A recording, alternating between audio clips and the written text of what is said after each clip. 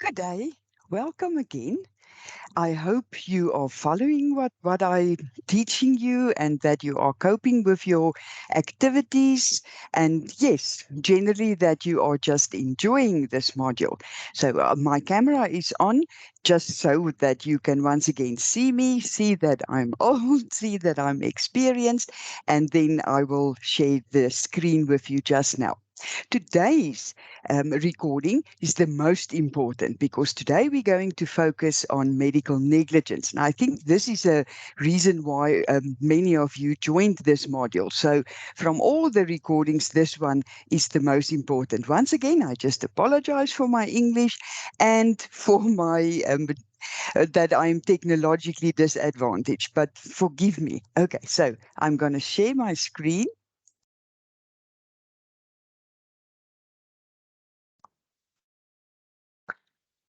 And the slideshow.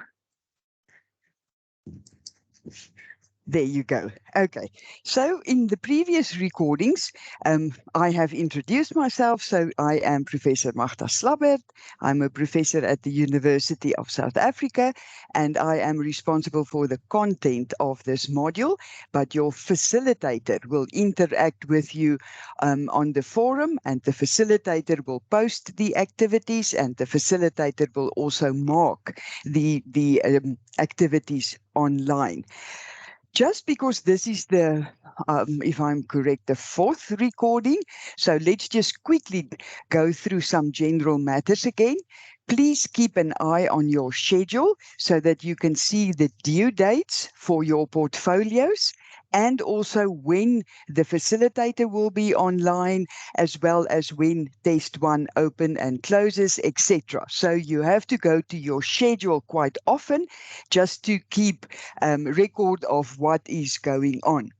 As I've said, your facilitator will be online once a week, although that is not an interactive session. In other words, it is not like a team meeting, but the facilitator will put aside that time in order to go to the forum, answer your questions, etc. Then additional material may be posted under announcements. Those extra material is not relevant for test one, so you need not go and study that. And then do all your activities as you receive them. I think by now you have seen the way in which we do things, that every week a new activity is posted and you have to do it during that week, otherwise you will run out of time. And that's why I say in capital letters that you need to plan your time. Once again, this is not a difficult module, but it is time consuming because you have to do a lot of reading. And then you can be active on the forum if you want to. In other words, you can ask questions on the forum and you can help each other with the activities. But at the end of the day, you must submit your own work. And then I just emphasize again that you should never give up.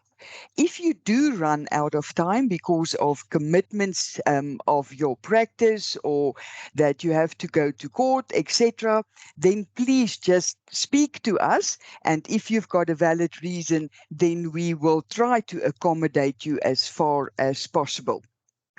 The portfolios, remember, are 80% of your final mark. Test one is the other 20%, and that is then 100%, which will be your final mark for this module. Because the portfolios carries the biggest weight, then please put in an effort. And then I just reiterate again that the questions that we ask in the activities are broader than the study guide. In other words, you will not find the answers in the study guide, and we expect of you to do a lot of extra reading. Ask if you need help. If you cannot open the court cases, ask.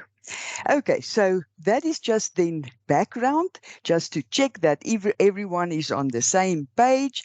So then let's start with today's part of the work. And as I've said in my introduction, this is the most important part of this whole module. Okay, before we start, I just want to draw your attention to a few court cases which you might find interesting. In the case of ES versus AC, that was a very, very, very interesting case. It is a case from Namibia, but it addresses a balancing of human rights. What happened in that case was it was a mother. She was a devoted Jehovah's Witness. Well, she is still a devoted Jehovah's Witness. She and her husband, they had children, and then another baby was born. But during the birth of that baby, things went a little bit wrong, and she had to undergo an emergency an emergency hysterectomy. They had to remove the uterus, and because of that, she would need blood because she lost a lot of blood during the birth and during the operation. But because they are Jehovah's Witnesses, a blood transfusion was refused. She told her husband before she went in to give birth that he must act on her behalf if she is not conscious enough to make the decisions herself. So the husband reiterated that they are Jehovah's Witnesses and therefore no blood transfusion. But her brother, the woman's brother, who was from a different faith, then went to court and asked the court for an order that his sister should get a blood transfusion if need be, because it is in the best interest of her children and specifically the newborn baby that she should survive.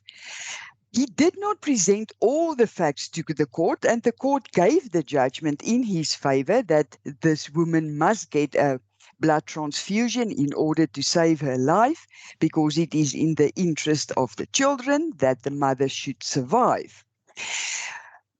But fortunately, the mother never got the blood. She refused, her husband refused, and she survived. So when she was out of hospital and fine, she went to the highest court in Namibia. They do not have a constitutional court, so their appellate division is the highest court. So she went to court and she said that that court must give clarity.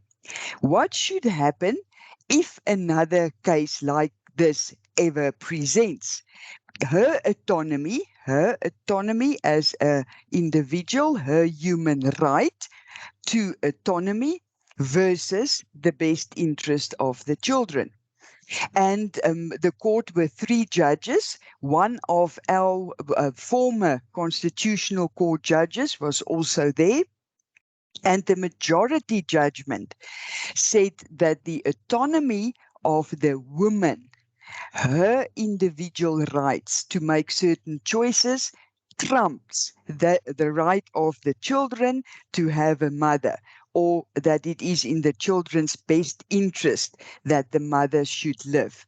In other words, this case indicates that the individual rights, her rights, the mother's rights, her autonomy, weighed heavier than those of the children.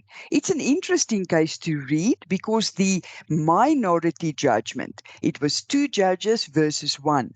The minority judgment of the one judge, he argued that the best interest of the children should trump that of the mother. But of course, that was a minority judgment.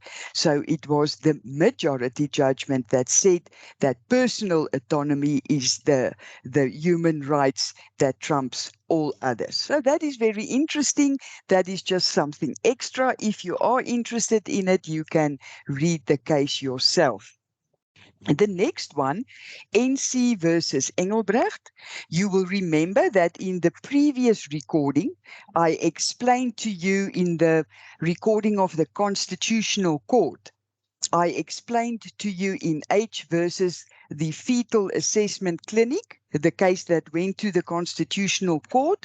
There I explained to you about wrongful life, wrongful birth, and wrongful pregnancy. Okay. And I've also said in the previous recordings that you can base your claim when there's alleged medical negligence on contract or delict, but you will need an expert. And in that case, you can also see the value of experts or what experts contribute to the court case. Just briefly to just draw your attention to that again, wrongful life, that was specifically decided in the age versus fetal assessment clinic, and that is where a child who's born disabled, the child then institutes the action, of course, being assisted by his or her parents, but the child argues that he or she never should have been born. And if the facts are proved in a court, then the amount that is given goes to the child for the upbringing and making the child's life more bearable. Wrongful birth is where the parents of a disabled child sue the doctor who did not give them the correct information. In other words, the doctor was negligent when the doctor did the test to determine whether the child was disabled or not. He did not give them the correct facts. Therefore, a child who is disabled is born, and then the parents can go to court and claim for the upbringing cost of that disabled child, and the money goes to the parents who will then use it to make the life of the disabled child more bearable. Wrongful pregnancy is where a woman falls pregnant, whereas she thinks that she was sterilized, either she or her husband, but then they fall pregnant, and a healthy baby is born. They just did not want another child. Then they can also claim the upbringing cost for that child. So I've discussed it previously, so I've just summarized it quickly. S and another versus Life Healthcare Group. It's Suleiman. I also spoke about that case previously. I would like you to read that case. You can see it is a private hospital, the Life Healthcare Group, and that case specifically asks the question, when does a doctor-patient relationship start? You will remember I discussed it in detail in the previous recording. The next one, the fourth bullet, M and others versus Wim Kreino, that is not very insightful concerning medical negligence, but it will indicate to you contingency agreements, how contingency agreements should work and how it should not work. So if you are interested to find out something about a contingency agreement, then you can read that one. The second last one, Boyce and another versus MEC for Health. That is an interesting case because the boy died before the court case was finalized. And then what should happen in that instance? In other words, of course, then you cannot claim future medical costs or loss of earnings. You can't claim that anymore. You can now only claim past medical cost because the person on which this whole case is based is dead. Then the claim must change and judgment cannot be given for things that will never happen in future. And then lastly, SALRC is the South African Law Reform Commission. There are two new projects that you can find on their website. In the first slide, I gave the web address of the Law Reform Commission. So Project 125 addresses prescription, if you're interested in that, and Project 142 addresses legal fees, if you want to have more information on that. Okay. Now we get to medical negligence, and I'm going to discuss that alleged medical negligence, and we're going to presume that we're going to court on the basis of a delict. But remember, you can sue on the basis of a contract or a delict or both. Okay, but now let's see. We are going to focus on when we claim on the basis of a delict. In other words, the patient has been harmed either by the hospital or by the doctor. But in order to be successful with the claim, all these requirements must be proved. In other words, you have to prove there was an act. Usually it is the doctor who acted. The doctor should have acted wrongfully. There should be causation between what the doctor did and the damage that the patient suffered. Fault can be intention or negligence. In a medical scenario, we only focus on negligence because I don't believe any doctor will intentionally harm a patient. And then, of course, damages. So this is absolutely, absolutely, absolutely important. When you get a client or you get a set of facts and you want to determine whether it is worthwhile going to court, you must in your mind check the facts given by the patient, whether you will be able to prove that someone acted, that they acted wrongful, whether you will be able to prove causation between what the doctor did and what the end result is, and you have to prove damages. And then fault is negligence. I've highlighted causation because that is in the majority of cases the most difficult to prove. And I'm going to illustrate it with an example. Friends of ours, the husband, a very tall guy, there was a problem with his leg. So he went, they do have medical aid. So he went to a hospital where an operation was performed on his leg. It should have been an ordinary operation, maybe 2 days in hospital and then go home. Unfortunately, he got septicemia in the hospital. So he was moved to ICU where he stayed for a week, and his health, his whole body nearly went completely down, and the wife became desperate, and she said, I cannot say goodbye to him. You must do something. You must do something. And they said, oh, we're doing all we could.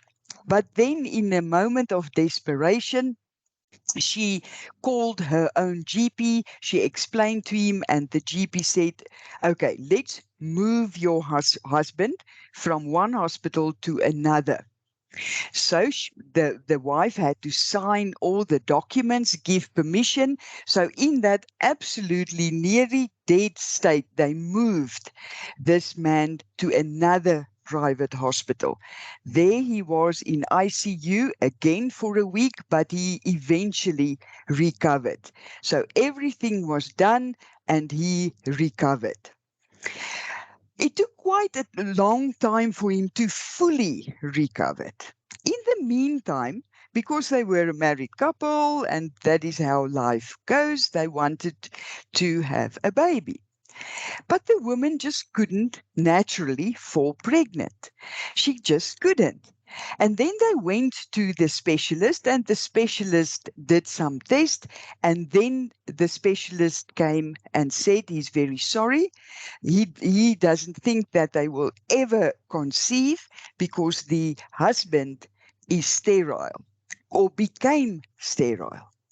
And all explanation they had was that the leg operation, the septicemia, the long time in ICU caused him to be sterilized, to sterile, sterile. Okay, but, but how do you prove that? It is not automatic that every young man that goes to hospital, ends up with septicemia, etc., will end up being sterile. It is extremely difficult, and it is not even. It is really not worthwhile to try, because you will need an expert who will have to come and testify on facts, on scientific facts, that the septicemia and the weeks he spent in ICU caused the fact that he is now sterile. So it is extremely difficult. But apart from that, the question now, remember, you have to prove all 5 those requirements. What damages did they suffer? I'm just drinking water. What damages did they suffer? Of course, tremendous. Tremendous, because they can't fall pregnant. They can't have a child of their own. But how do you quantify that?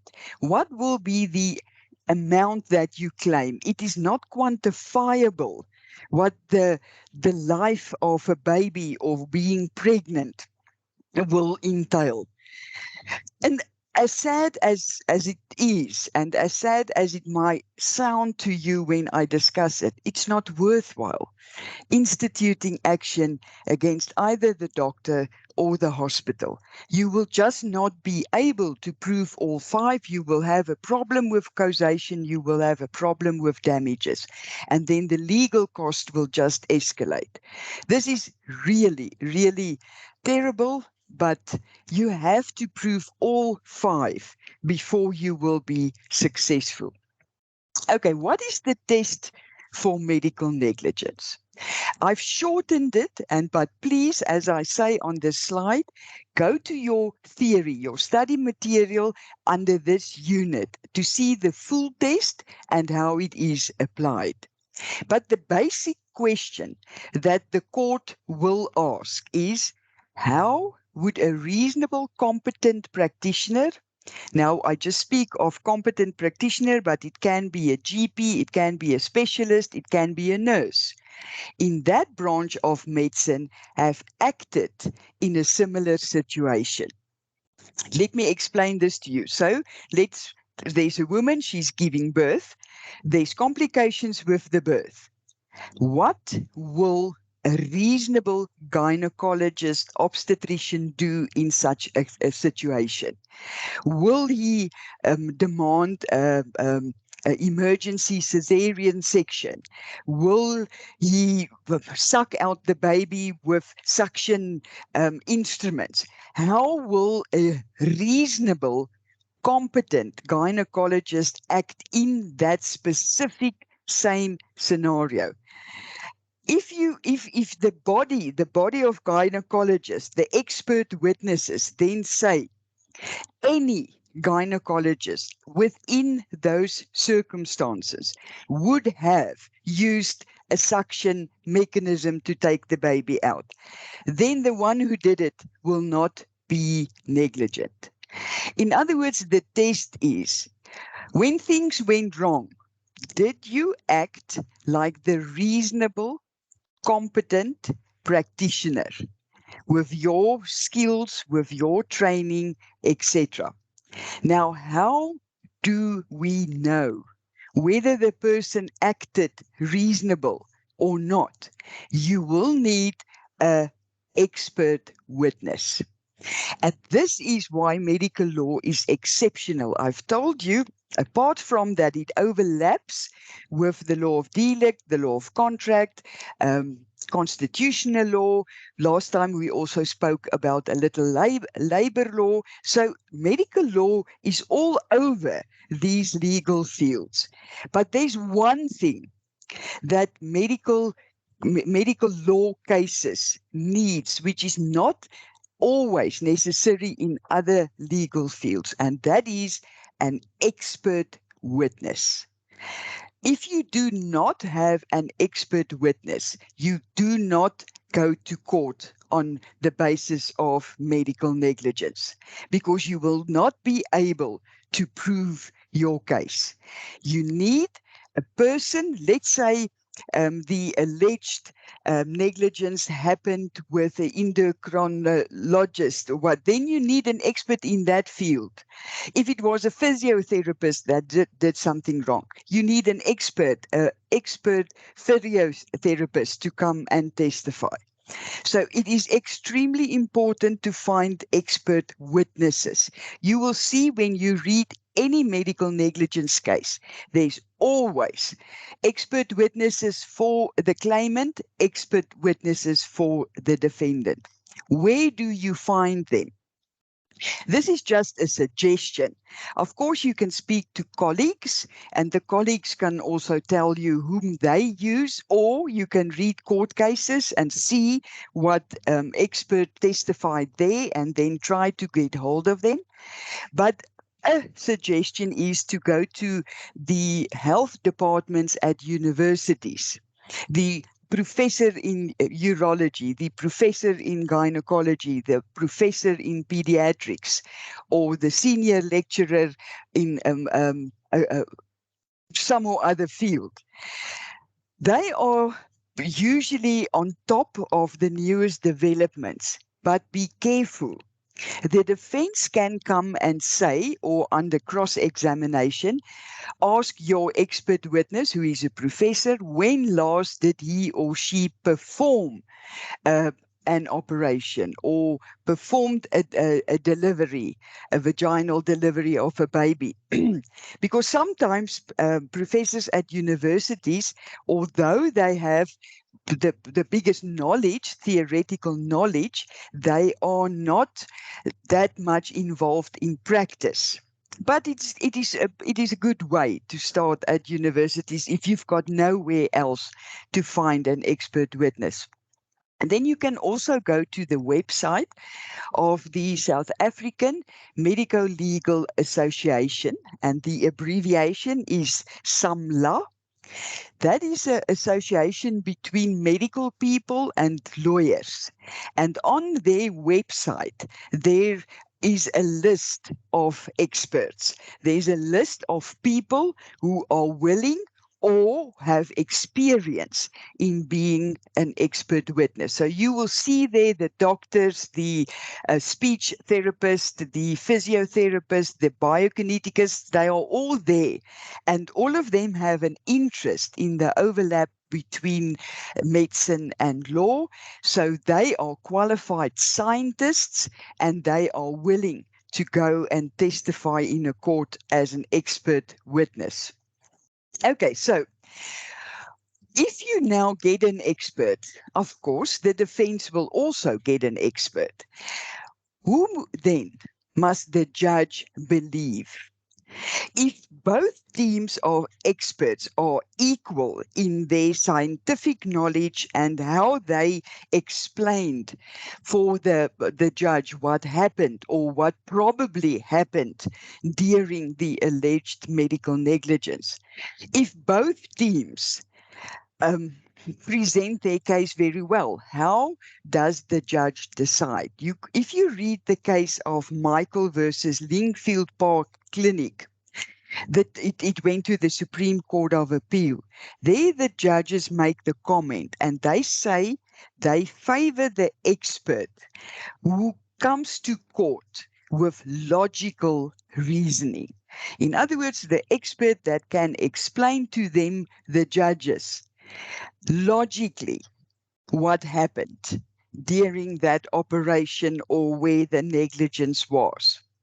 So that is basically the locus classicus for saying how an expert witness should be treated is in that case. What do the judge take into account? But previously, on a previous recording, I've also referred to this case of Opelt, if you can remember.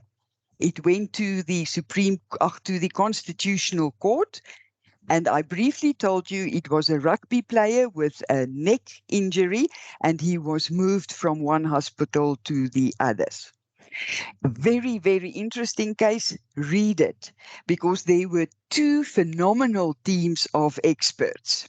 But as I've said previously, that I basically favor the minority who went with the other group of experts. But with all due respect to the Constitutional Court, they took the evidence of the one team and they based their judgment on that. But it is a very nice case to see, especially if you're new in the field of practicing as a lawyer doing medical negligence cases. Excellent case to show a lot of things that happen in a court case like this. Okay, where do you get or how will you know how to negotiate with the expert witness, what is expected of the expert witness, etc. And that is why I said during the first recording, the book of Van der Heever and Lawrenson is a must. It is a thin book. It is not written difficult. It is not very expensive, but it is absolutely, absolutely necessary because there in that book, they explain how the attorney should negotiate with the expert witness. They explain the role of the expert witness. They explain how do you prepare your expert witness for court, etc. So that is an excellent book to consult if you have any questions on expert evidence or expert witnesses. Okay, so now let's say you've got your expert, and now how do you prove medical negligence? It is on a balance of probabilities. In other words, like a civil case. You have to prove all 5 elements of a delict on a balance of probabilities, meaning you have to prove there was negligence, someone suffered damages, and the damages suffered is causally linked to the negligent conduct. There's the 5 elements of a delict, and that must be proven on a balance of probabilities. Then I say again, causality. Causality, this is the most difficult part to prove. So you must make sure you understand what is meant by causality, and that the best that I can advise here is read reported cases, and then you will see how the courts practically argue causality. Okay, let's just quickly jump. There are things that can influence medical negligence, and the first one is imperitiae culpae ad numerator. Very difficult Latin phrase. But it just means that when you act as someone else, then the negligence, if there's negligence at the end and the test must be applied, you will be measured against the higher standard. Let me give an example. Let's say this is a general practitioner, a GP, and he practices in a small town. But then there's a woman and she wants a breast enlargement, and the GP says, okay, I will do it. He shouldn't actually, because you need a plastic surgeon to do it. But the woman say, okay, it's fine, GP, you can do it. Then he does the breast enlargement operation and things go wrong. And they end up in court because there's alleged negligence. Then that GP will be tested or measured against the standard expected of a plastic surgeon. Doctors should not do things for which they are either not registered or not qualified. Because if things go wrong, they will be measured against the higher standard. The case that I give you there, that was a doctor who acted as a surgeon. She did all the examinations, but she was not yet registered as a surgeon. At that stage, she was just an ordinary general practitioner. But she presented herself as a surgeon. She did an operation. Things went wrong. A lot of other operations had to be done. And then she was found guilty of negligence, and she was measured against that which a surgeon should do. So that is just an example. Then there's another thing, the locality rule. You will also see that in your theory. This basically states that the area where you practice has an influence of what happens.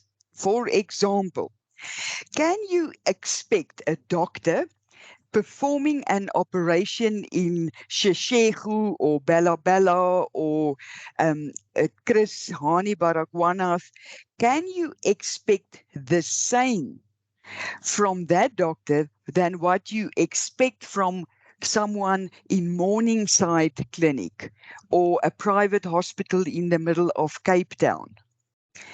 In other words, we all know that the public sector does not have all the resources, whereas in Morningside, Johannesburg, all resources may be there in the private hospital.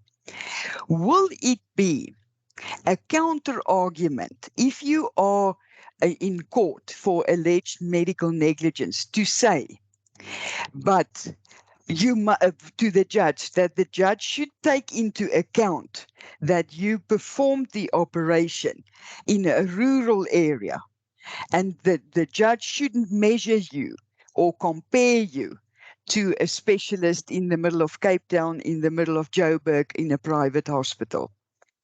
Very, very, very interesting. And I would like it to be investigated further. There are two schools of thought. Some say, and you will find that two schools of thought in what is printed there on your slide in red. Van Wyk versus Lewis. It is I say it again, the locus classicus of medical negligence, although the judgment was given in 1924. But in that case, and there's a link on your website, and you can actually read the case. In that case, the two different views are explained. One set of people or experts or judges feel there should not be a difference. Doctors get the same training, and therefore you can expect the same treatment from them. So the locality where they practice does not have an influence, whether it is in Bella Bella, whether it is in Morningside. The doctors underwent the same training, they should have the same skills, therefore there should be no differentiation. And then there's the other school of thought that say, no, you cannot expect, yes, the doctors get the same training. Yes, we expect the same skill and care from them because they are doctors, but the location has an influence. The location has an influence because at certain locations there can be a lack of resources, and that could jeopardize the way the doctor performs or not. So today in our legal system, there is no specific clarity. There's no clarity on whether our courts accept an argument on the locality rule or not. But you can go and read S versus Tembani. It's also there on your website. If you click on it, you can read it. And then you must decide for yourself whether you go with the one school or with the other school. My personal opinion, and again, this is not a fact, it is just my personal opinion, is that I feel there is something like the locality rule. I feel you cannot measure a doctor in Sheshegu to the standards of one in Sunningdale or in Bryanston or in the middle of Cape Town, because the public sector is under-resourced. You just can't. To me, there's two different worlds, and the two different worlds should play a part in determining whether the person was negligent or not. But that's just my opinion. You're welcome to differ from me, and please read Van Wyk and Lewis and see their argumentation. Oh, sorry, I'm just drinking water. And then you can also read An article published by Professor Carstens. Professor Carstens is the head of medical law at the University of Pretoria. Okay, in medical law, negligence is negligence.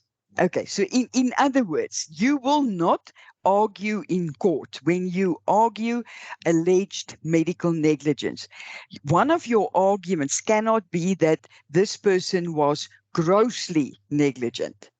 It doesn't matter whether it is negligence, the nurse didn't give the pills on the exact time to the patient, or whether it is that the doctor amputated a leg or the wrong leg, or the doctor removed the wrong kidney, the healthy kidney, and he left behind the damaged one. It doesn't matter. There is nothing like gross negligence in medical law. Negligence is negligence. Gross negligence can be applicable in sentencing or when the punishment is handled. That will usually more come into play in disciplinary hearings at the HPCSA. But in court cases, litigation on alleged medical negligence, negligence is negligence. So you will not argue gross negligence. Okay, then you can also be guilty of contributory negligence, or the defense can say, okay, we were negligent, we accept that, but the patient also contributed. And that can have an effect in the apportionment of damages. And there you can read the case of Dube versus Administrator Transvaal. You will see it's an old case, 1963. Therefore, the head of the province Transvaal was still an administrator. Remember, all of that changed with the new constitution. But yes, that was plastered on the patient's arm. And when they let him go from hospital, they said he must come back if he feels uncomfortable or whatever. So he left. During the days afterwards, he felt uncomfortable. It felt as if the plaster was put on too tight, but he didn't know. He didn't know how he should feel before he went back. So he eventually couldn't take it anymore and he went back. And then they took off the plaster, but then they had to amputate the arm because the plaster was too tight for too long. And then he made a case and said they were negligent. They should have explained better to him that he should come back earlier. Their argument was that he contributed to the negligence because he didn't come back to the hospital the following day. But then the judge said, no, he did not contribute because it was not explained to him on his level in detail what it will feel like when the plaster is too stiff. You can also read S versus Mogeti for contributory negligence. Okay, then errors of judgment. Doctors can make mistakes. That is a fact. Remember, medicine is not a black and white. It is not an exact science. In other words, the doctor, when they look at a MR scan or they look at X-rays, they are trained to see certain things. But if they miss something, in other words, they made a wrong judgment, it is not necessarily negligence. So whenever a doctor makes a mistake, and you must understand this, if a doctor makes a mistake, whether during the treatment or whether a judgment error of the illness that the patient has, it is not always because of negligence. What you will do is you will apply the test. What is the test? Would the reasonable doctor or specialist have made the same mistake, made that same error of judgment? In other words, the X-ray, they didn't pick up there was something, a tumor or whatever, but it is very small. then the question can be asked, would that doctor have foreseen that there could be a tumor or not? But the bottom line is what you need to understand is that when doctors make mistakes, it is not necessarily negligence. So the question will be, would or could other doctors in the same situation, scenario, could other doctors have made the same mistake? You will need an expert to come and testify, as long as you remember. And that is why when a client sits in front of you and tells you the story of what happened with his or her treatment or what happened in hospital, you must continuously listen. You must listen, see whether you will be able to prove the 5 elements of a delict, and then your mind must also think about the test for medical negligence and that you will need an expert.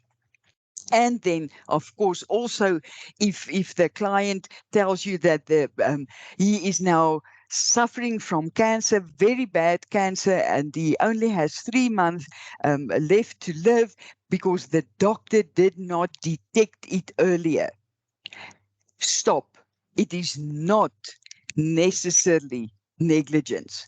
One has to go and look at all the facts and ask, would the reasonable doctor have seen the cancerous tumor or not, and then only determine whether there was in fact negligence or not. Okay, then criminal cases. Remember, all the other things that I've now discussed is on the basis of a delict or a contract. And those are in the civil terrain. The civil law and civil procedure is applicable. But our legal system has the other side as well, and that is criminal cases. Now, there are not a lot of cases that ends up in a criminal court where it is alleged that the doctor was negligent, although late sometime during this year, there was quite a lot of media reporting on patients now suing doctors in a criminal court. Remember, if you sue in a criminal court, then it is the state that will sue the doctor, and you will get nothing from it except the satisfaction when the person is found guilty. But you cannot claim past medical cost, future medical cost, or pain and suffering in a criminal court. A criminal court is only if they're found guilty, then they will get the punishment. Sorry, and the punishment is then either going to jail or a hefty fine. So there are not a lot of cases. Therefore, I would like you to read the case of S versus Van der Walt, the state versus Van der Walt. I want you to read, unfortunately, it started in the magistrate's court. And there's no record or a court case that I can give to you. But it then went to the High Court. And there you will see all the facts. The full citation is coming on the next slide. Then you can see it. But then it went to the High Court, and the doctor was a gynecologist, and he was found guilty. He was found guilty, and he was sentenced to 5 years imprisonment.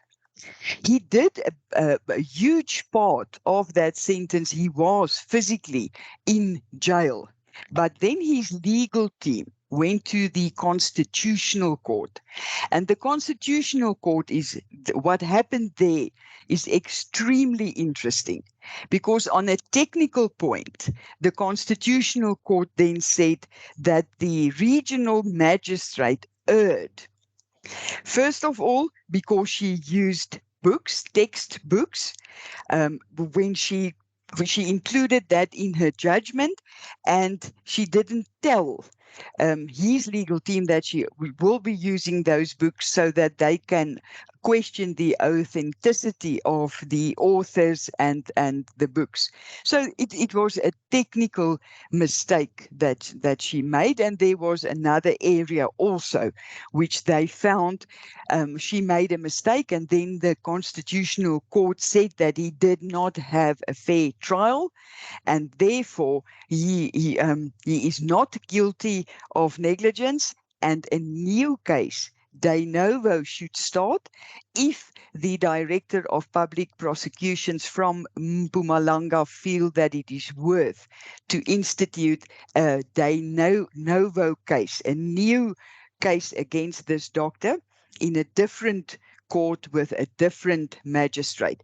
That has not happened up to now, and I don't think it will happen, because the doctor, when the Constitutional Court gave their judgment, the doctor had already spent some time in prison. So in fact, he has been punished. Very interesting. Very interesting. You have to read this case. You have to read the Constitutional Court case, because I think maybe in future, more dissatisfied patients may opt for the criminal route, to go and lay a charge at a police station, so that the person who then is guilty or not guilty of negligence will be tried in a criminal court. You can also see another criminal case. It's S versus Kramer, and that is where an anesthetist and a surgeon was involved, but they were not found guilty. Now, just remember, if the cases goes to a criminal court, then the balance of proof is beyond reasonable doubt. So it is more difficult to prove the guiltiness of the doctor in a criminal court, because you have to prove it beyond reasonable doubt.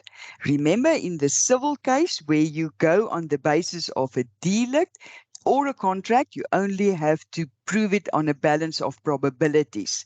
So it is more difficult in criminal cases.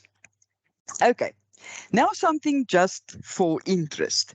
The case of S versus Frederickson, and that went to the Free State High Court. This is not about medical negligence, but it is about, and I say it is a judge who did not consult the regulations to the act, but it is also the legal teams. So what happened in that case? First of all, S versus Frederickson. So you see that it is in the criminal court. So this Frederickson was a foreigner staying in South Africa, but he was a bad person. He had ammunition and he had weapons without having licenses for it, but he also had the clitorises of women neatly packaged in his freezer. So what he did is he got women from Botswana, then offered them money and offered them a lot of drinks, and then when they had a lot of alcohol in him, sorry, I'm just drinking water, when they were under the influence, he circumcised them and then took the clitorises and put it in the freezer. Now, according to the National Health Act, you are not allowed to have human tissue, which of course includes organs, with you. And it must be removed by a doctor, and it must be for transplantation purposes. So the charge against Mr. Frederickson was based on the National Health Act. Now, in the National Health Act, Chapter 8, that is concerning human tissue. In the Act itself, there is no punishment stipulated. Those of you who has done the LLB, you will remember the Latin phrase, nulla puna sine lege. No punishment without a law being in place, and every law must have a penal clause, what the punishment will be if you transgress this piece of legislation. So the punishment is not stipulated in the National Health Act, but the Chapter 8 I think if I remember correctly, it's section 68 of the National Health Act under Chapter 8, states that the minister may make regulations in terms of this act, and the regulations stipulate the punishment. The regulations say that tissue can only be removed by a doctor in a hospital. No person, private individual, may have tissue um, um, in their house, not saying in their freezer, etc., etc. And if they do that and they found guilty, they will go to prison for 10 years. In other words, the penal clauses is not in the act itself, but in the regulations. But neither the judge nor the two legal teams realized this. And this is why I tell you this. When you prepare for a case in medical law, some or other aspect of health or medicine or whatever, always remember to find out whether there are regulations in terms of the act that you're working with. Because in that case, they then withdrew the charges against Mr. Frederickson because they said that there were no penal clauses, which is basically not the correct scenario because the penal clauses are in the regulations. So that is just for interest. So be careful when you do a case in the medical law scenario, that you check whether the act that you're working with have regulations. The National Health Act has extensive regulations. So if you work with the Children's Act, find out, are there regulations? If you work with the Sterilization Act, find out, are there applicable regulations or not? Okay, that was just for interest sake. Okay, let's go back to causation. At the beginning, I highlighted causation in yellow, saying that is difficult. Now, in medical law, causation, we have legal causation and factual causation. Factual causation is the easy one. The conduct caused the damage. That is a fact. The doctor removed the healthy kidney, and the sick one, the one that is damaged, the one that is cancerous, still there. It is a fact. So, but for the doctor's negligence, this person will be healthy now, but no, he's not now. He needs a transplantation, be on dialysis, whatever. Let's take another one. But for the gynecologist being negligent, a baby with disabilities would not have been born. In other words, facts. The woman went to the doctor. She said, do the tests. If the baby has abnormalities, I do not want to go full term. I'll rather opt for an abortion. So the doctor do the test, then comes and tell the woman the baby is perfect, and then a disabled baby is born. But for the doctor's negligence, the woman would not have this disabled child. So it's facts. Things went wrong. The wrong leg was amputated. The person went in for a delivery and they removed the uterus. Those are facts. And now she cannot give birth anymore, or she cannot fall pregnant because she doesn't have a uterus. The uterus has been removed. Facts. Legal causation is a little bit more difficult. There, one has to determine whether what the doctor did is close enough for legal liability. In other words, the things went wrong, but will society expect of this person to be held legally liable? Or is it just acceptable what happened? And you can see, if you want to go and read how the courts argue causation, because that's the best way to teach yourself what it means, is to read how the courts interpret it. Is the case of Lee versus Minister of Correctional Services. I told you in another recording that it is briefly this guy that went to prison and then contracted TB. And then, of course, instituted action, and they had to see whether there was causation. Him coming into prison, being in a cell with many others who had TB, and then he contracted TB as well. The other case that you can look is S and another versus life. It's that same Suleiman case where the doctor-patient relationship, when did that start? So in that case, they argued, they asked the question, if Dr. Suleiman came to the hospital earlier and did everything correctly, would the baby have been perfect? Or is the fact that he came late, that the mother was already in labor, that there was oxygen shortage, and the baby was born with cerebral palsy? So they will check whether, if he did it differently, would the end result be the same? Or if he did it differently, would there have been a better end result? But read the cases. Read the cases. I can explain this to you, and it might sound easy, but you also think it's difficult. The best is to read the court cases and see how the judges have argued causation, and then the penny will drop and you will have no difficulty proving that once you practice as a medical law specialist. Okay, so the onus of proof, I've said, is on a balance of probabilities. In a civil case, when you go on the basis of delict or contract, and in a criminal case, you have to prove it beyond reasonable doubt.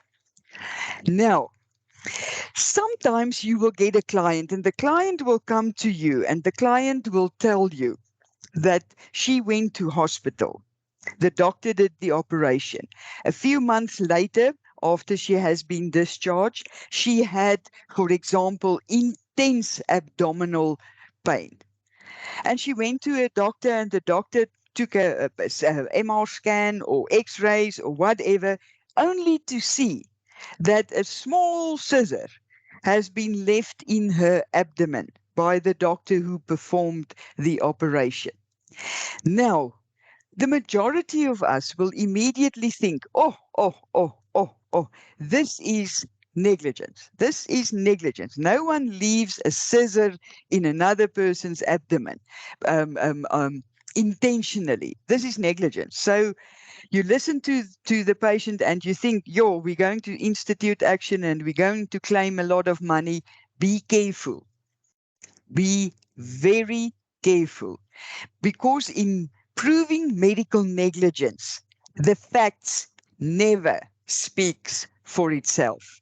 And that English is in a Latin phrase, which you will find in court cases. Res ipsa loquitur.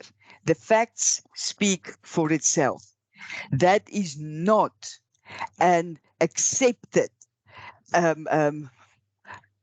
how can one say, that is not an accepted argument in South African medical law.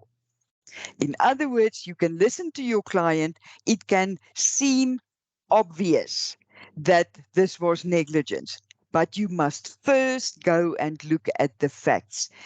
Let's go to that Van Wyk case, the 1924 case. That was specifically where a swab was left in the woman's abdomen, and then she had to undergo further operations, etc. And then there's this whole argument of res ipsa loquitur. The fact speaks for itself. The doctor left a swab in her abdomen. It became septic. It had to be removed. And the court said, no. It is not automatic negligence. What was the facts?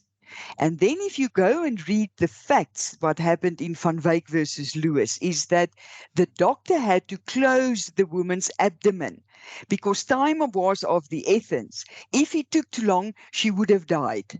So they had to close her fast in order to save her life. There was no time to count the swabs. So it wasn't necessarily negligence. So be careful. Even though the facts may seem that it speaks for itself, you must first do the test. How would a reasonable doctor have acted in the similar circumstances?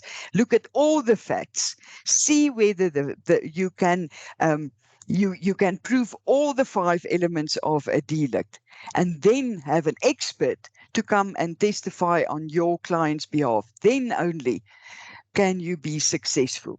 There is one case which you can go and read, N versus MEC for Health Gauteng, and that is judgment by Judge Bertelsmann.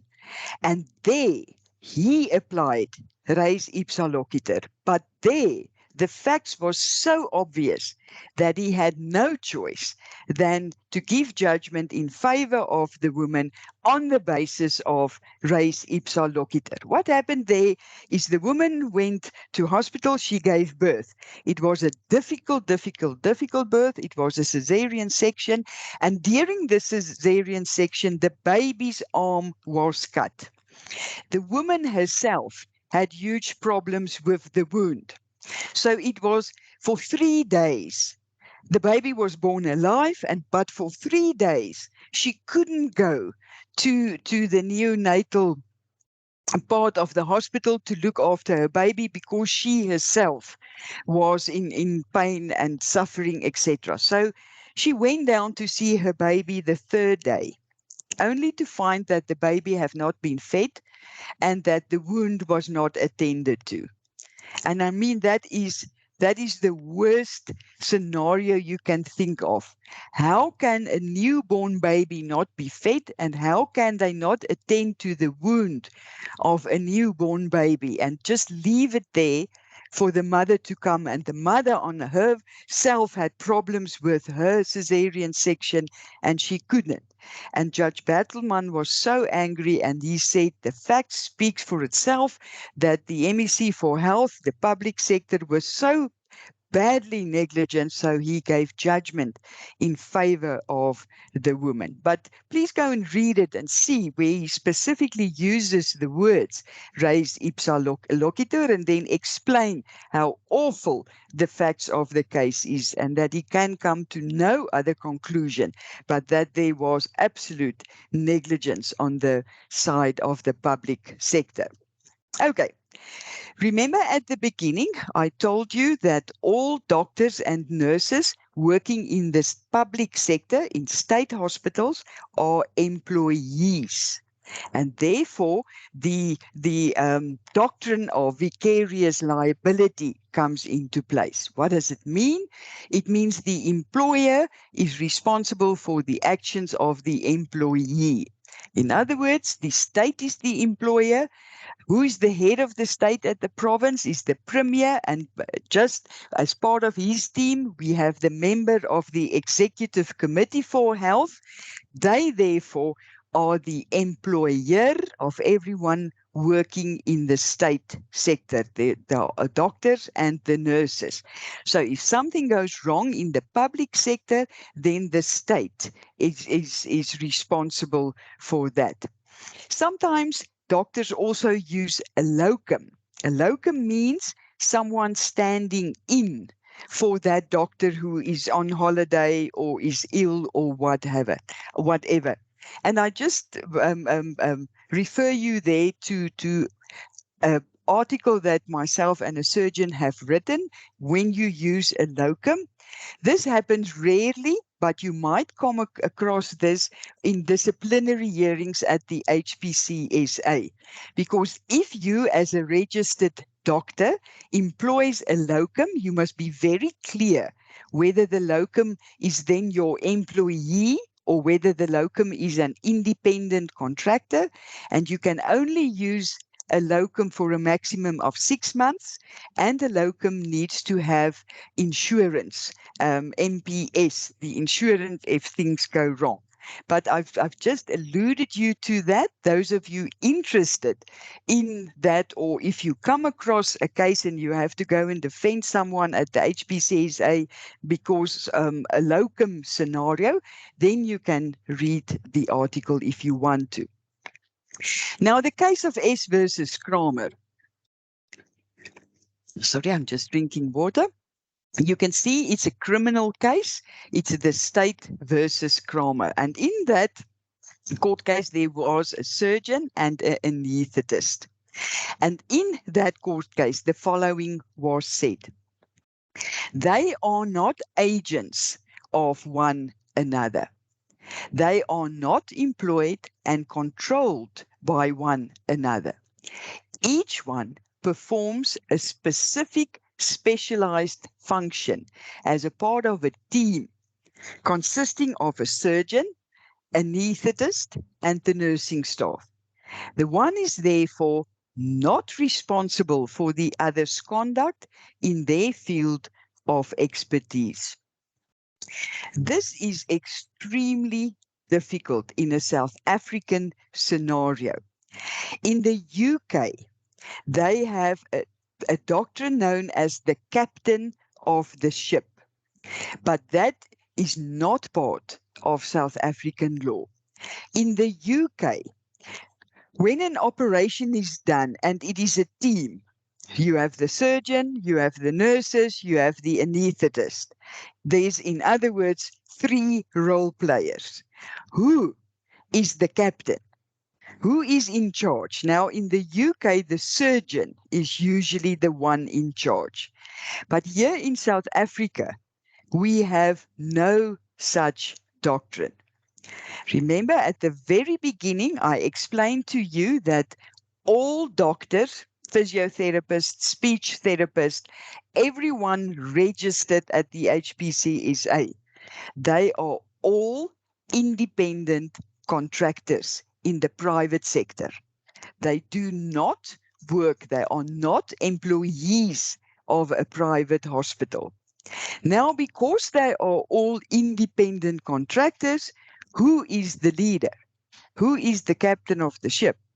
And that is a question without an answer. So in the South African context, we do not know. We do not know who is in charge because they all function independently. The one is not employed or controlled by the other. Let's give a practical example. My husband had to undergo a neck operation. So there's the orthopedic surgeon. But because it is so close to the spine, there's also a neurosurgeon. Then there is the anaesthetist, and then, of course, the nurses.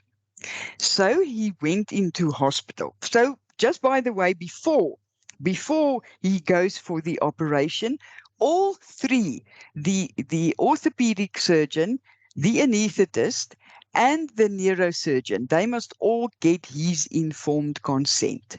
They must get it, not the nurse in the hospital. Each doctor should get the informed consent. Okay, they got it, and he went in for the operation. So I was sitting outside knitting, waiting. They said the operation will take some time, so I sat there, and it became hours and hours. And the nurse was walking up and down in the corridor, and each time she sees me still there knitting. So she stops and she asks me, why am I sitting so long in front of the operating theater? So I said to her, my husband is in there, and I want to be there when he comes out to see whether he's okay. And then she said to me, but I will not see him. He will, at the back from the operating theater, in a back corridor, immediately go to ICU. So I won't see him. So I must come when it's visiting hours in ICU, and then I can see. And I was furious, and I thought to myself, who was supposed to come and tell me or give me that information? Was it the orthopedic surgeon? Was it the neurosurgeon's job? Was it the anesthetist's job? Was it the nurses? And you see, because there's no leader amongst them, then communication goes bad. And when I was practicing as an advocate, the majority of medical negligence cases is because the patient is angry because there was no communication. Things went wrong, yet no one told the family what happened. So I experienced it. Fortunately, nothing went wrong with my husband. But what if something went wrong? Who was supposed to come and talk to me? So this is a difficulty. This is a difficulty. So what happens? Let's say something did go wrong during that operation. Who will you sue? The best is to sue the whole team. So you sue the orthopedic surgeon, you sue the anesthetist, you sue the neurosurgeon and the hospital, and then each one of them will have to make out a case and say why they should not, be accused of negligence. But it is difficult because there's no leader. Just another example, my hairdresser is very small. She has some or other blood problem. So she fell pregnant against what the doctor actually advised. So they monitored her the whole pregnancy, all possible specialists. So the day when the baby was to be born, everyone was there in the operating theater. The hematologist, that is an expert with blood, was there. The anesthetist was there. The surgeon was there because it was going to be a cesarean section. The gynecologist, obstetrician person was there. Her GP was there. So there were a lot of doctors because they did not know what will happen when she eventually gave birth. So they were all there and they were all ready to do whatever their field of speciality is, should it be required. The baby was taken out, the baby was fine, and the woman survived everything, but her blood pressure fell and she needed oxygen. So they were all shouting, she needs oxygen. And they put the oxygen mask over her face only to realize there was no oxygen in the cylinder. The cylinder was empty. There was no oxygen. Who was supposed to check? Who should have checked? The surgeon, the gynecologist, the anesthetist, the nursing staff, the hematologist. There was no oxygen. So one of the specialists jumped onto her and did CPR and saved her life. This is a horrendous story. It's an absolutely horrendous story. He saved her life by breathing his breath into her mouth. It is absolutely, and afterwards you think to yourself, how could something like that happen? But she couldn't institute an action. Why not? She didn't suffer any damages. She was fine. She survived. The baby survived, and they are now happy and whatever. So even though it is so terrible what happened there is no basis for litigation because she suffered no damages. That is why, once again, I say you have to prove all 5 elements. Okay, as long as you remember that in South Africa, we do not have a captain, a leader, when there's a team, because all the team members are independent contractors. Safest way is if something goes wrong and there's alleged medical negligence, you sue all of them. Just a side note for those of you who doesn't have an LRB, whenever someone dies under anesthetics, it is per se automatically an unnatural death that must be investigated by the police force. So any death under anesthetics is an unnatural death per se and needs to be investigated. Okay, just a few examples where medical negligence can happen. a misdiagnosis. That is where the doctor just carelessly examines you and say, for instance, no, there's no tumor in your breast. Yes, there is. Okay. What happens now is that the doctors practice defensive medicine. If you hear that word, it just means that they do unnecessary tests because they are so scared of misdiagnosis. Remember just what I said, the same with error of judgment. Error of judgment and misdiagnosis are not automatically medical negligence. It will depend on the facts. It will depend on whether when you apply the test that you can see would a reasonable person in the same circumstances have made the same mistake, and you will need expert witnessing. So it is not automatically medical negligence. If you don't get informed consent, of course, that is negligence. Because informed consent is the foundation of anything, any treatment that you get from either a doctor or a hospital. And we've discussed informed consent, and I'm going to discuss it, I think, in the next recording again. Then failure to refer. Remember, I said in the first recording, a doctor must finish what he has started. He must finish the treatment. If he can't, then he must refer you to someone who will finish your treatment. And remember, abortion, if a girl child asks for an abortion, specifically in the public sector, and it is against your religion or your culture, you cannot just refuse or send the girl child home. You have to. You legally have to refer her to someone who will help and assist her. Failure to follow up after an operation. And this is, in my opinion, the biggest area where medical negligence happens. The doctor do the operation, they do it perfectly, but then they don't follow up. They don't follow up. They don't go and see the patient again in hospital. They just speak over the phone. They just give instruction to the nurses. They do not check whether the nurses is doing what he or she said. And then something goes wrong. You get septicemia. The wound goes open and you have to go for another operation. That is a huge area where doctors can be negligent, is in the follow-up after an operation.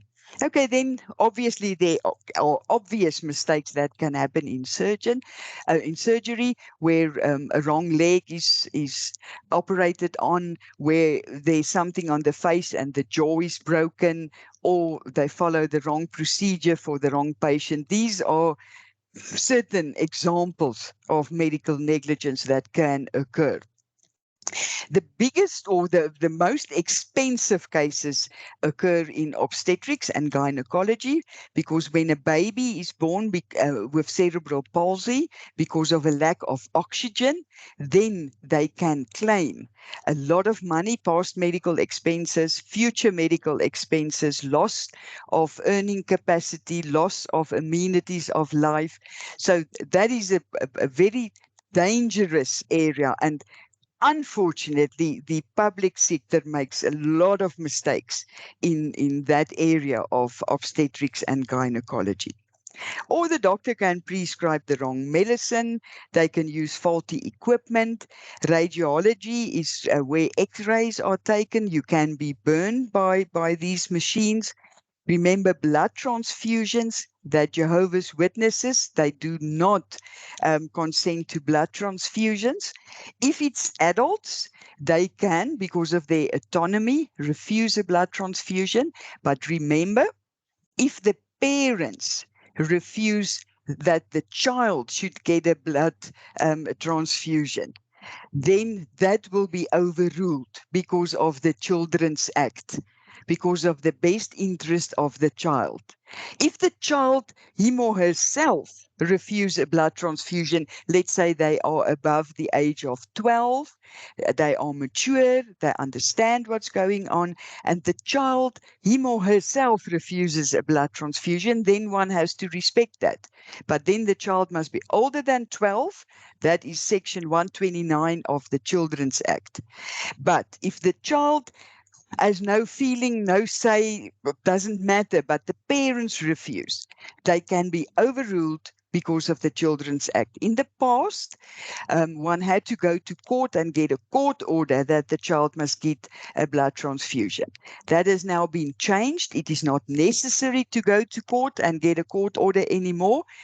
The Children's Act say the best interest of the child. So if it's a life and death situation and the parents refuse a blood transfusion, they are overruled and the blood transfusion should go ahead because it's in the interest of the child.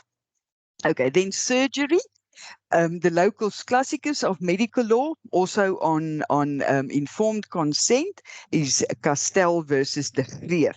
So please read that case and see what happened there. Okay, now let's become a little bit more practical. Your notes, there's a lot more detail in your notes, so I'm just going to refer to the main points. Okay, so first of all, gather all the facts.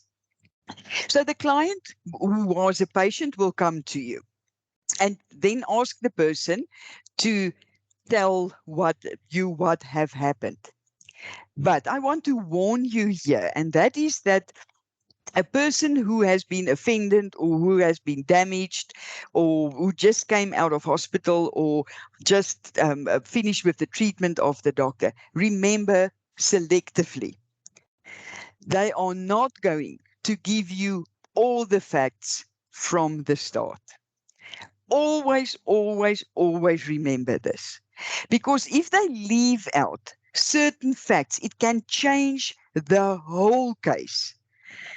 So ask them as many questions as possible.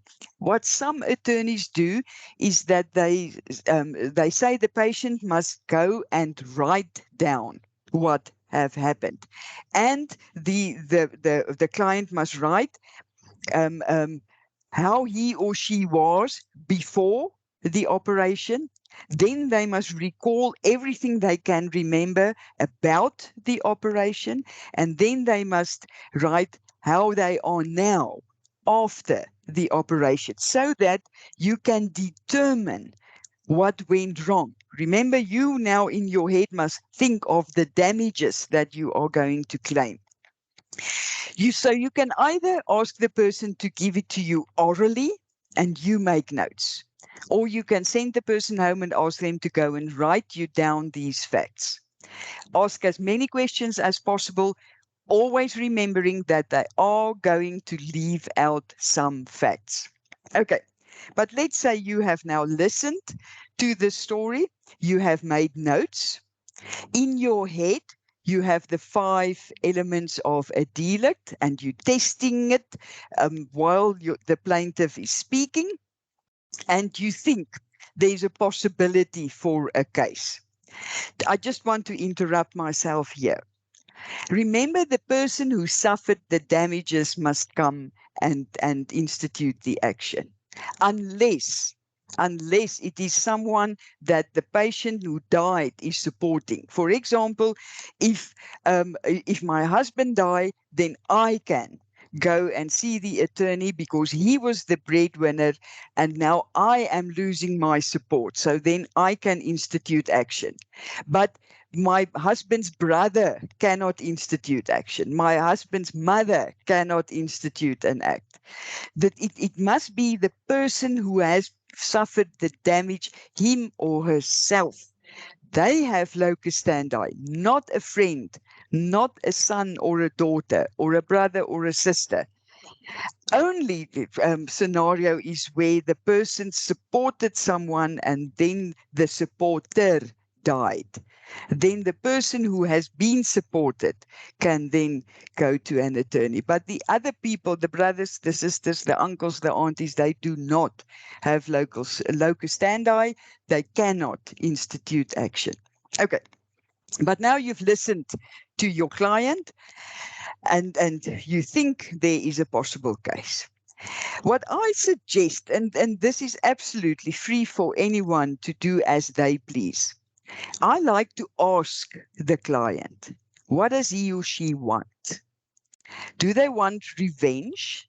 Are they angry because the doctor did not communicate or the hospital gave them bad treatment? Do they want closure? Do they want answers? Or do they want money in order to be helped to live a better life? Let's say you're paralyzed after operation. Then you might want revenge, but I think the biggest part will then be you want some sum of money to help you now cope with your new way of living. Because when you ask the client what he or she wants, you will get a feeling where this is going. If they purely want revenge, if they are so angry for this doctor, let's say it's a breast enlargement that went horribly wrong, and now this woman hates this plastic surgeon and she wants to sue him for every cent he has, then go back to the first bullet.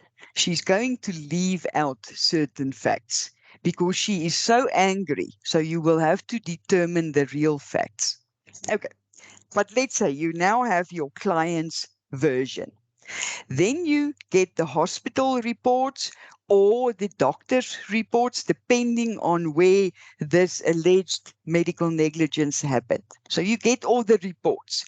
How do you get the reports? If you go to that book of Lawrenson and on expert evidence, Van Heerden and Lawrenson, they tell you step by step, how do you get hold of the reports? Once you have the reports, now you compare it to your client's version to see whether there is a picture unfolding. Okay. Once you've seen, yes, there is a picture unfolding and you've got a good case and you're going to go to court, then identify the law applicable. In other words, does it fall into the reproductive category, unwanted pregnancy, unwanted birth, unwanted life? Is it in surgery? Is it in a hospital theater, whatever, and which law? Was there no informed consent? Remember the National Health Act. Remember the Consumer Protection Act. So you must now think what law is applicable and the 5 elements of a delict. Now you have that and you still feel you will go to court. Then you must send all the facts, everything that the client told you, plus the hospital and the doctor's records. You send those to an expert in the same field, in the same area in which the alleged negligence happened. In other words, if it was in gynecology, you send it to an expert gynecologist. If it was in urology, then you send it to an expert urologist. And you ask them, and that book of Van der Heever and Lawrenson tell you exactly how to go about doing this. You ask the expert by looking as an independent person, not knowing the patient nor the doctor. If you look at the story unfolding in front of you, the version of the client, the hospital records, and the doctor's records, if you look at that independently, do you think there was negligence or not? And that expert opinion will guide you and say it's worthwhile pursuing it in court or no.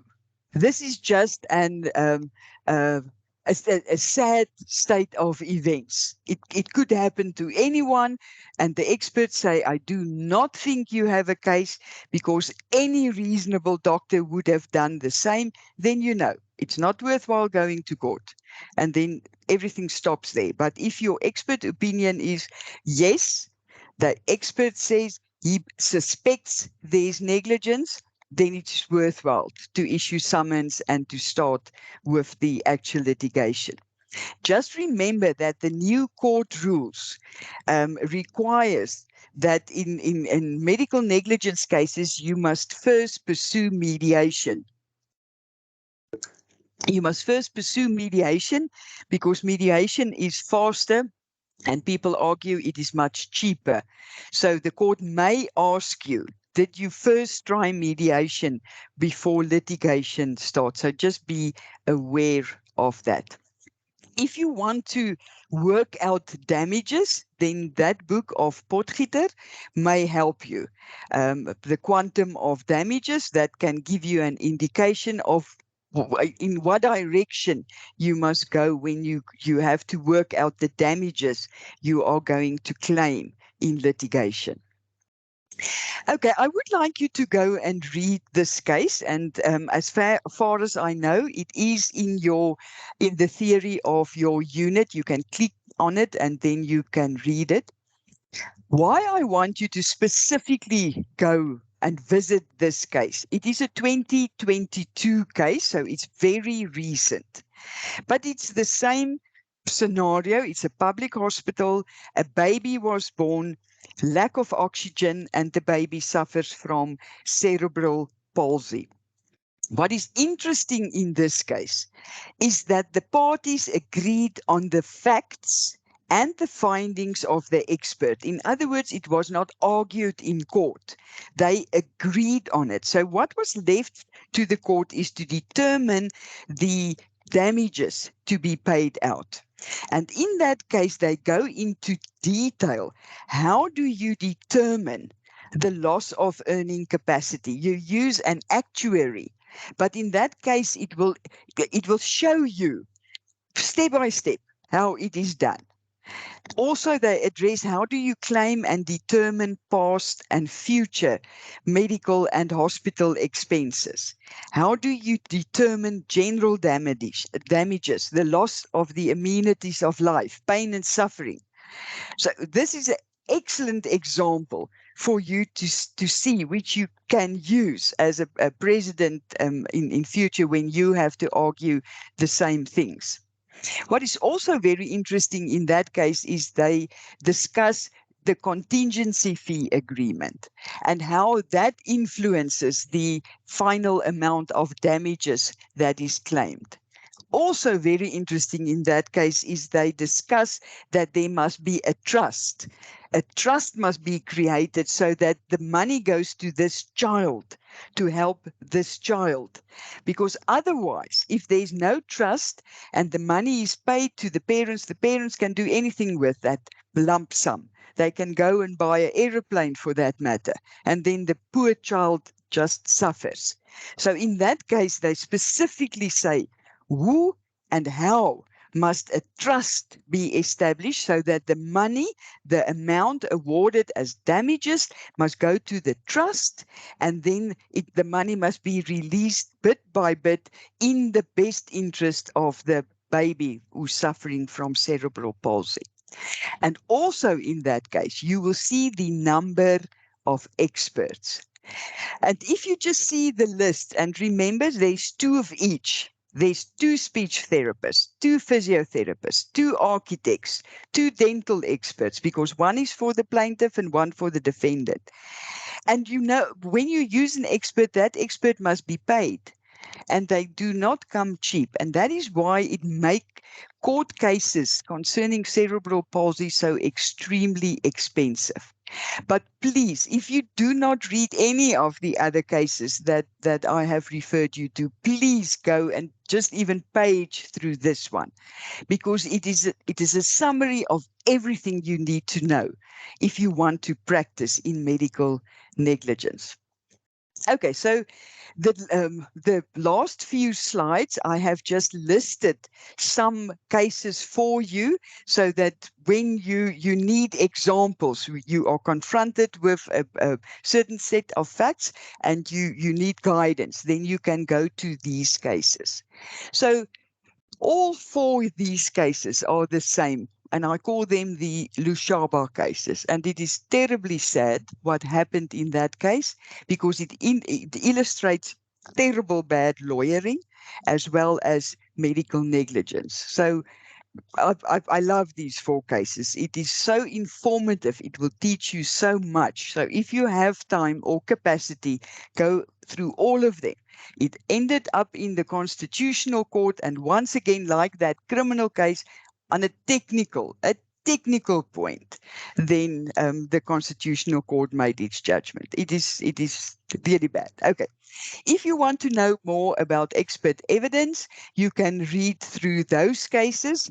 That is where the court specifically dealt with the evidence and evaluated the experts' evidence from the different experts. So that will guide you on who to choose, how to prepare your expert witness, etc. If you want to know more about causation, then you can read those cases that I've listed there. In that judgments, then causation is argued, and you will learn a lot from that. Then at the bottom, those three cases where res ipsa loquitur was not applied. In other words, it seems as if the plaintiffs had clear-cut cases, the fact speaks for itself, yet the court said, no, no, no, no. We do not apply res ipsa loquitur. If you want to see an example of litigation based on a contract, you can read that case. The remoteness of damage, there's a case, warning of rare risks. Then it's N versus the MEC for health. That is that woman who went to her baby 3 days later, which was judgment given on res ipsa loquitur. A novus actus interveniens, when there is a new intervening thing that happens, which breaks the causal link in order to prove medical negligence. There's some cases on misdiagnosis, on omission, contributory negligence, hospital records. There's some cases in the private sector, if you want to follow those up. Contingency fee agreements, prescription, there's cases on quantum. Yes, and I have spoken a lot, and this is all for today's recording. So let me just stop the sharing and go back. Let's just find that. There we go. Okay. So here I am. And it's hot, and I've been talking so much. So this part, I would suggest that you listen to the recording over and over and over again, because this is why you did this module, is specifically for the facts or how to determine medical negligence. But I hope you enjoyed it, and I hope you are still very positive, and I hope you do well in your activities. So there's 2 more recordings that I will be doing, but good luck, and remember, if you've got any questions, you can ask it on the forum, or in the first recording, I also gave my email address, then you can contact me. But I hope you are still with me, you are still following, and you are still enjoying it. So thank you, and this is the end of this recording. Bye.